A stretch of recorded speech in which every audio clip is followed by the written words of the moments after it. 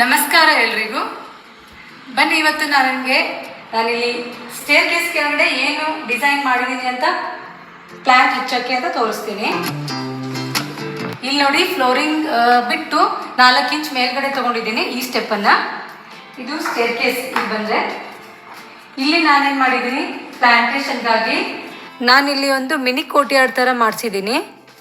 ಇಲ್ಲಿ ನಾನು snake plants ಹಾಕಬೇಕಂತ ಮೊದಲೇ ಪ್ಲಾನ್ ಇಟ್ಕೊಂಡು ಮಾಡಿದ್ದೆ. ಇದಕ್ಕೆ ಬಿಸಿಲು ಬೀಳಲಿಕ್ಕಂತ ನಾನು ಅಲ್ಲಿ ವಿಂಡೋ ಬಿಟ್ಟಿದ್ದೀನಿ. ಅಲ್ಲಿ ನೋಡಿ,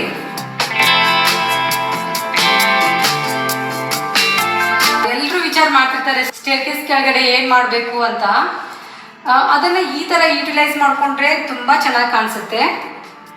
ಇಲ್ಲೇನಾದರೂ ವಾಟರ್ ಫೌಂಟೈನ್ ಮಾಡ್ಕೋಬೋದು. ಪ್ಲಾಂಟ್ಸಿಗಾಗಿ ಏನಾದರೂ ಡೆಕೋರೇಟಿವ್ ಮಾಡಲಿಕ್ಕೆ ಏನಾದರೂ ಮಾಡ್ಕೋಬೋದು. ನಾನಿಲ್ಲಿ ಸ್ನೇಕ್ ಪ್ಲಾಂಟ್ಗಾಗಿ ಜಾಗ ಮಾಡ್ಕೊಂಡಿದ್ದೀನಿ. ಇದಕ್ಕೆ ಇವತ್ತು ನಾನು ಇದನ್ನು ಕ್ಲೀನ್ ಮಾಡ್ಕೊಳ್ತೀನಿ. ನಾನೇನು ಮಾಡಿದ್ದೀನಿ ಅಂತಂದರೆ, ಇಲ್ಲಿ 6 ಇಂಚ್ ಕೆಳಗಡೆ ಡೌನಲ್ಲಿ ತೊಗೊಂಡಿದ್ದೀನಿ. ಯಾಕೆಂದರೆ ಪಾಟ್ ಹಿಡಿಲಿಕ್ಕೆ 6 ಇಂಚ್ ಕೆಳಗಡೆ ತೊಗೊಂಡಿದ್ದೀನಿ. ಇದನ್ನು ಏನಾದರೂ ನಾವು ನೀರು ಹಾಕಿದರೆ, ಕ್ಲೀನಿಂಗ್ ಮಾಡಿದರೆ ಎಲ್ಲ ಇಲ್ಲೇನೆ ನೀರು ಬೀಳಬೇಕು. ಕ್ಲೀನ್ ಮಾಡ್ಕೊಳ್ಳಿಕ್ಕೆ ಈಸಿ ಆಗುತ್ತೆ. ಈ ಸ್ನೇಕ್ ಪ್ಲಾಂಟ್ಗಳನ್ನು ನೀವು ಈಸಿಯಾಗಿ ಮನೆಯಲ್ಲಿ ಗ್ರೋ ಮಾಡ್ಬೋದು. ಇಲ್ಲಿ ನೋಡಿ, ನಾನೀಗ ಇದಕ್ಕೆ 2 ತಿಂಗಳಾಯ್ತು ನೀರೇ ಹಾಕಿಲ್ಲ. ನೋಡಿ, ಎಲ್ಲ ಡ್ರೈ ಆಗಿದೆ ಮಣ್ಣು. 2 ತಿಂಗಳಾಯ್ತು ನೀರೇ ಹಾಕಿಲ್ಲ, ಆದರೂ ಕೂಡ ಪ್ಲಾಂಟ್ಸ್ಗಳು ಎಲ್ಲ ಚೆನ್ನಾಗಿದ್ದಾವೆ, ಗ್ರೀನ್ ಆಗಿದ್ದಾವೆ, ಬಾಡಿಲ್ಲ, ಏನಾಗಿಲ್ಲ. ಹೀಗಾಗಿ ಡೈಲಿ ನೀರು ಹಾಕ್ಬೇಕಂತೇನಿಲ್ಲ, ಅಷ್ಟೊಂದು ಬಿಸಿಲು ಬೇಕಂತೇನಿಲ್ಲ, ಮನೆಯಲ್ಲಿ ಆರಾಮಾಗಿ ಬೆಳೆಸ್ಬೋದು. ನಾನಿಲ್ಲಿ ಯಾಕೆ ನೀರು ಹಾಕಿಲ್ಲ ಅಂತಂದರೆ, ಇವುಗಳಿಗೆ ನೀರು ಹಾಕಲಿಲ್ಲ ಅಂದರೂ ಚೆನ್ನಾಗಿ ಬರ್ತವೆ. ನೀರು ಜಾಸ್ತಿ ಹಾಕೋದ್ರಿಂದನೇ ಈ ಸ್ನೇಕ್ ಪ್ಲಾಂಟ್ ಹಾಳಾಗೋದು.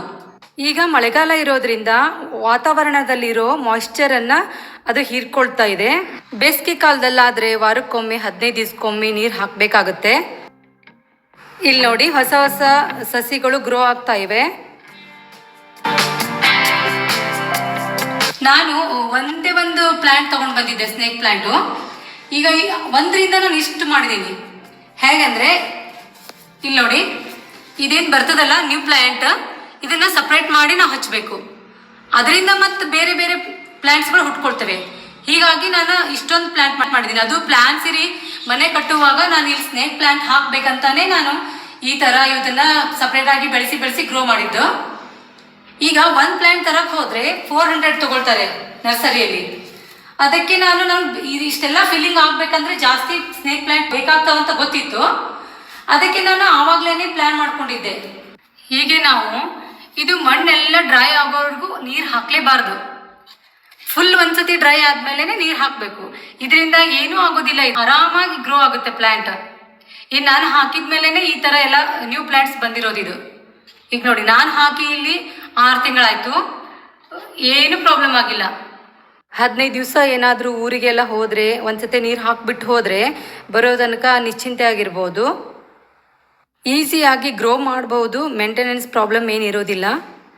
ಈಗ ಆ ಕಡೆ ನೋಡಿ, ಅಲ್ಲಿ ನಾನು ಒಂದು ವಿಂಡೋ ಬಿಟ್ಟಿದ್ದೀನಿ, ಸ್ಮಾಲ್ ವಿಂಡೋ. ಈಗ ಯಾರಾದ್ರೂ ಹೊಸದಾಗಿ ಮನೆ ಕಟ್ಟೋರಿದ್ರೆ ಈ ಐಡಿಯಾ ವರ್ಕ್ ಆಗುತ್ತೆ ಅವ್ರಿಗೆ.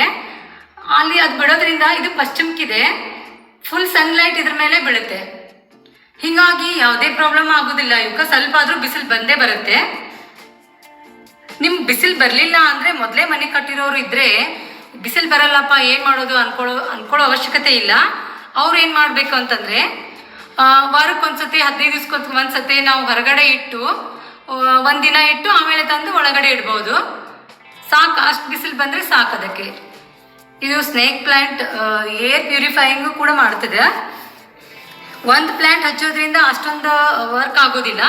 ನಾವು ಜಾಸ್ತಿ ಈಗ ಬಲ್ಕ್ ಆಗಿ ಪ್ಲಾಂಟ್ ಹಚ್ಚೋದ್ರಿಂದ ಏರ್ ಪ್ಯೂರಿಫೈಯಿಂಗ್ ಆಗುತ್ತೆ ಇದು.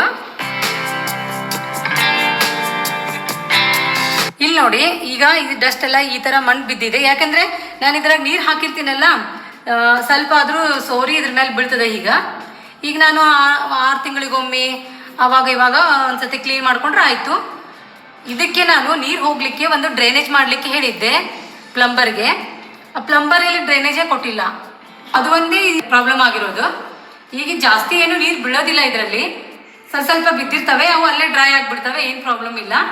ಹಾಗೇನಾದರೂ ಜಾಸ್ತಿ ಕ್ಲೀನಿಂಗ್ ಅದು ಇವೆಲ್ಲ ಲೀವ್ಸ್ ಎಲ್ಲ ಕ್ಲೀನಿಂಗ್ ಮಾಡೋದಾದರೆ ಜಾಸ್ತಿ ನೀರು ಹಾಕಬೇಕಾಗುತ್ತೆ, ಆವಾಗ ನೀರು ನಿಲ್ಲುತ್ತೆ. ಹೀಗಾಗಿ ಡ್ರೈನೇಜ್ ಒಂದು ಮಾಡ್ಕೋಬೇಕಾಗಿತ್ತು. ಅವನು ನಾನು ಹೇಳಿದ್ರು ಕೂಡ ಮಾಡೇ ಇಲ್ಲ ಪ್ಲಂಬರ್.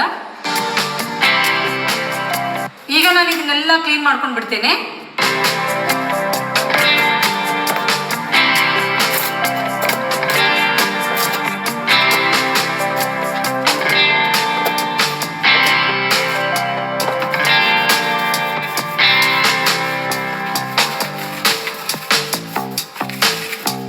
ಮಣ್ಣು ಕೆಳಗಡೆ ಬಿದ್ದಿದೆ, ಪಾಟ್ನಲ್ಲಿರೋ ಮಣ್ಣು.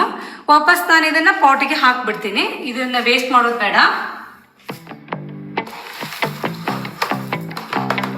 ಒಂದ್ಸತಿ ಇದನ್ನ ಕ್ಲೀನ್ ಮಾಡ್ಕೊಂಡು ಬಿಡ್ತೇನೆ.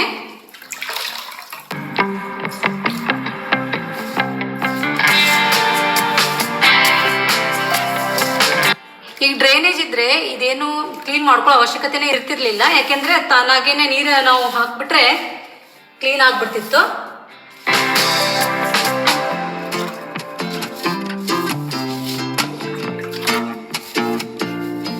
ಈಗ ಸ್ನೇಕ್ ಪ್ಲಾಂಟ್ಗಳನ್ನ ನಾವು ಪೇಷನ್ಸ್ಲಿ ಬೆಳೆಸ್ಕೋಬೇಕು. ಒಂದೇ ತಂದ್ಬಿಟ್ಟು ಅದನ್ನ ಹಾಗೆ ಒಂದೊಂದು ಮಲ್ಟಿಪ್ಲೈ ಮಾಡ್ಕೊಂತ ಹೋಗ್ಬೇಕು. ನಾವೇ ತಂದು ನಾವೇ ಅದನ್ನ ಮಲ್ಟಿಪ್ಲೈ ಮಾಡ್ಕೊಂತ ಹೋದ್ರೆ ಖುಷಿ ಇರುತ್ತೆ. ಅದು ಒಂದು ಇಷ್ಟೇ ನೋಡ್ರಿ. ಇದೆಲ್ಲ ಕ್ಲೀನ್ ಆಗ್ಬಿಡ್ತೀಗ.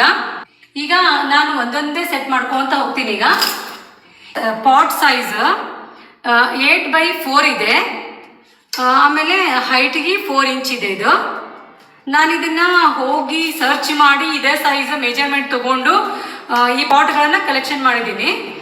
ಆಮೇಲೆ ಯಾಕೆ ಇಷ್ಟು ದೊಡ್ಡ ಪಾಟ್ ತಗೊಂಡಿದ್ದೀನಿ ಅಂದರೆ ಇಲ್ಲಿ ಬೇರೆ ಬೇರೆ ಪ್ಲಾಂಟ್ಗಳು ಹುಟ್ಕೊಂತವಲ್ಲ ಇದ್ದದ್ದು, ಆವಾಗ ಫುಲ್ ಆಗ್ಬಿಡುತ್ತೆ. ಇದು ಫುಲ್ ಆದ್ಮೇಲೆ ನೋಡಕ್ ಚೆನ್ನಾಗಿ ಕಾಣಿಸುತ್ತೆ. ಇದು ಅದಕ್ಕೋಸ್ಕರ ನಾನು ಇಷ್ಟು ದೊಡ್ಡ ಪಾಟ್ಗಳನ್ನ ತಗೊಂಡಿದ್ದೀನಿ.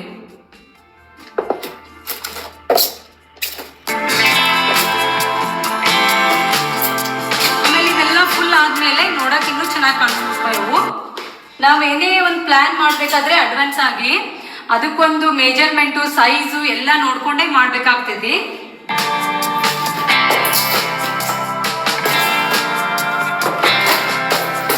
ಸ್ನೇಕ್ ಪ್ಲಾಂಟ್ ಲೋ ಮೇಂಟೆನೆನ್ಸ್ ಇದಕ್ಕೆ ಯಾವುದೇ ತರ ಔಷಧಿ ಏನು ಹಾಕ್ಬೇಕಂತೇನಿಲ್ಲ.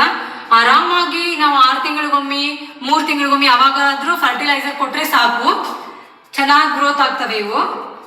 ಇದು ಒಣಗಿದ ಎಲೆಗಳನ್ನ ತೆಗೆದು ಬಿಡಬೇಕು.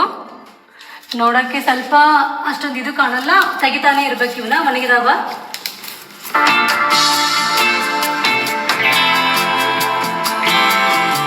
ಈಗ ಇದಕ್ಕೆ ನೀರು ಹಾಕ್ಬಿಡೋಣ.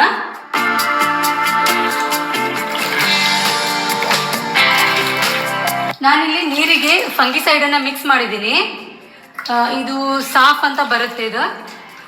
ಇದನ್ನ ಯಾಕೆ ಹಾಕೋದು ಅಂತಂದ್ರೆ ಇಲ್ಲಿ ರೂಟ್ಸ್ ಎಲ್ಲ ಒಳಗಡೆ ಫಂಗಸ್ ಆಗಬಾರ್ದು ಅಂತ ಇದನ್ನ ಹಾಕೋದು. ಅವಾಗವಾಗ ಇದನ್ನ ಹಾಕ್ತಾ ಇರಬೇಕು. ಫಂಗಸ್ ಎಲ್ಲ ಹಾಕ್ಬಿಟ್ರೆ ಮತ್ತೆ ನಾವು ರೀಪಾಟಿಂಗ್ ಎಲ್ಲ ಮಾಡಬೇಕಾಗುತ್ತೆ ಬೇಗ ಬೇಗ. ಇದು ಹಾಕೋದ್ರಿಂದ ಮಿಕ್ಸ್ ಮಾಡಿ ಅಷ್ಟೊಂದು ಬೇಗ ಆಗೋದಿಲ್ಲ. 2 ತಿಂಗಳಾದ್ಮೇಲೆ ನಾನು ಇವಾಗ ನೀರನ್ನು ಹಾಕ್ತಾ ಇದ್ದೀನಿ. ಯಾವುದೇ ಇಂಡೋರ್ ಪ್ಲಾಂಟ್ಸ್ ಆಗಲಿ ನೀವು ಮೇಲಿಂದ ಮೇಲೆ ನೀರು ಹಾಕಲೇಬಾರ್ದು. ಯಾವ ಪ್ಲಾಂಟ್ಸ್ ಆದ್ರೂ ಬೇಗ ಕೊಳತು ಹೋಗ್ಬಿಡ್ತವೆ ಜಾಸ್ತಿ ನೀರು ಹಾಕೋದ್ರಿಂದ. ಹೊರಗಡೆ ಇದ್ರೆ ಸ್ವಲ್ಪ ಬಿಸಿಲು ಗಾಳಿ ಇರುತ್ತಲ್ಲ, ಆರೋಗ್ತವೆ ಪಾಟ್ಗಳು. ಆದರೆ ಇಂಡೋರಲ್ಲಿ ಹಾಗಲ್ಲ.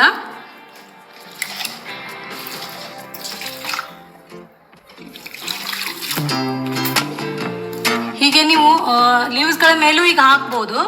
ಈಗ ಹಾಕಿದ್ರೆ ಲೀವ್ಸ್ಗಳೆಲ್ಲ ಕ್ಲೀನ್ ಆಗಿಬಿಡ್ತವೆ, ಗ್ರೀನ್ ಆಗಿ ಕಾಣಿಸ್ತವೆ. ಧೂಳೆಲ್ಲ ಡಸ್ಟ್ ಏನಾದರೂ ಕುಂತಿದ್ರೆ ಎಲ್ಲ ಹೋಗ್ಬಿಡ್ತವೆ.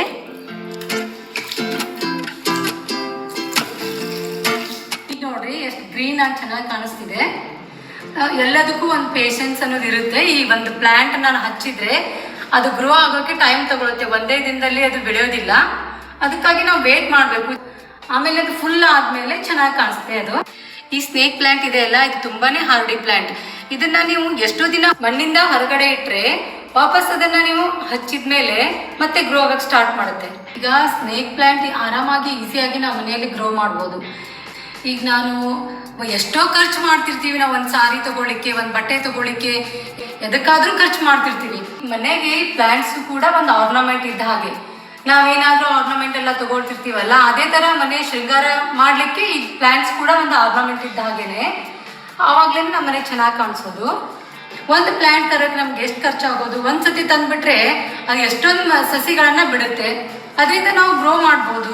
ಯಾರಾದ್ರೂ ಪ್ರೀತಿಲೇನೆ ಒಂದು ಪ್ಲಾಂಟ್ ಬೆಳೆಸೋಕೆ ಎಷ್ಟೊಂದು ದಿನ ಕಾಯ್ತಿರ್ತಾರೆ, ಅದನ್ನ ಗ್ರೋ ಮಾಡ್ಲಿಕ್ಕೆ ಎಷ್ಟೊಂದು ದಿನ ಕಾಯ್ತಿರ್ತಾರೆ. ನಾವು ಇವ್ರಿಗೆ ಕೇಳೋ ಬದಲು ನಾವು ತಂದು ನೆಟ್ ಬಿಟ್ಟು ಅದಕ್ಕೆ ಖುಷಿ ಪಡಬೇಕು. ಅವಾಗೇ ಅದು ನಮ್ಗೆ ಖುಷಿ ಆಗುತ್ತೆ ಅದ್ರದ್ದು. ಇದನ್ನೆಲ್ಲ ನಾನು ಯಾಕೆ ತೋರಿಸ್ತಾ ಇದ್ದೀನಿ ಅಂತಂದ್ರೆ, ಈಗ ಯಾರಾದ್ರೂ ಹೊಸದಾಗಿ ಮನೆ ಕಟ್ತಿರ್ತಾರೆ, ಅವ್ರಿಗೆ ಸ್ಟೇರ್ ಕೇಸ್ ಕೆಳಗಡೆ ಏನ್ ಮಾಡ್ಬೇಕು ಅಂತ ಐಡಿಯಾಸ್ ಬರ್ತಿರ್ಲಿಲ್ಲ. ಹೀಗಾಗಿ ಅವರಿಗೂ ಒಂದು ಪ್ಲಾನ್ ಗೊತ್ತಾಗ್ಲಿ, ಆಮೇಲೆ ಯಾರಾದ್ರೂ ಪ್ಲಾಂಟೇಶನ್ ಮಾಡೋರು ಇರ್ತಾರೆ ಮನೆಯಲ್ಲಿ ಇಂಡೋರ್ ಪ್ಲಾಂಟ್ ಅನ್ನ, ಅವರಿಗೂ ಹೆಲ್ಪ್ ಆಗ್ಲಿ ಅಂತ ನಾನು ಇದನ್ನ ನಿಮ್ ಜೊತೆ ಶೇರ್ ಮಾಡ್ಕೊಂಡೆ. ಈ ಇನ್ಫಾರ್ಮೇಶನ್ ನಿಮ್ಗೆ ಇಷ್ಟ ಆದ್ರೆ ಕಮೆಂಟ್ ಬಾಕ್ಸ್ ಅಲ್ಲಿ ನನಗೆ ಕಮೆಂಟ್ ಮಾಡಿ.